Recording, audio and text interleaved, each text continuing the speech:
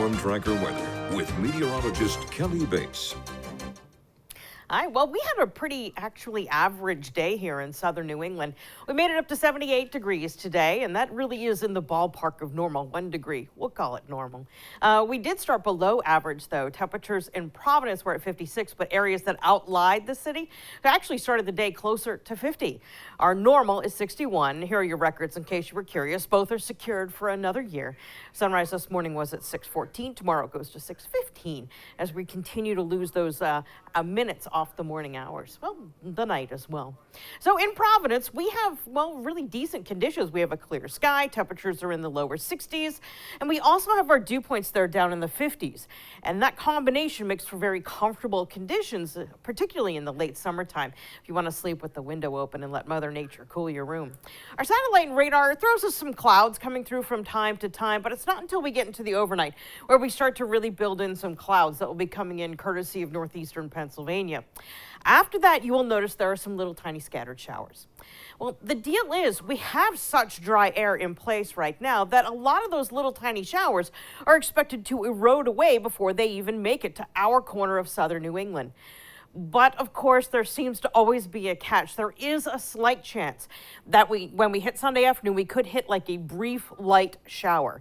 This isn't the main event for rain for us. That comes on Monday. And really, when we turn our attention towards Sunday night into Monday, that's when we're going to start to get an idea of this guy back here. Now, this is part of a couple of fronts. We've got a warm front and a cold front all embedded in there. And when each one comes through, we're going to pull energy from it. And that will give us a chance of amplifying any showers that will be around at the time.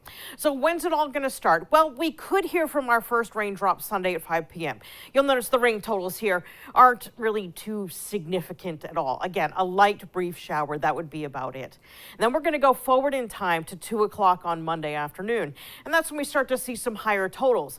This is because we're expecting some area thunderstorms to pop up and move through in areas of locally heavy rain. Again, once we pull the energy from the front that is in place at the time. And then we'll likely add a little bit more to it as we go towards Monday night. Potentially, we could see an inch of rain or more. It all depends on where these thunderstorms pop up and move through as we go through the day on Monday. So tomorrow we're looking at a pretty decent day in terms of being mainly rain-free, but you'll notice that we start to ratchet that humidity up right through the day as we go through Sunday, and then our series of fronts will continue to knock it down further and further until we get back to more comfortable levels on Tuesday. Now the tropics are active out here. Here is Danielle. Danielle is a Category 1 hurricane expected to hang here and not really go anywhere or impact any landmass. Here's what it looks like on the satellite. But it's not the only system out there. We have Earl, and this is Earl here in the Caribbean, and it is impacting the Caribbean, particularly the Virgin Islands as it's working its way through as a tropical storm.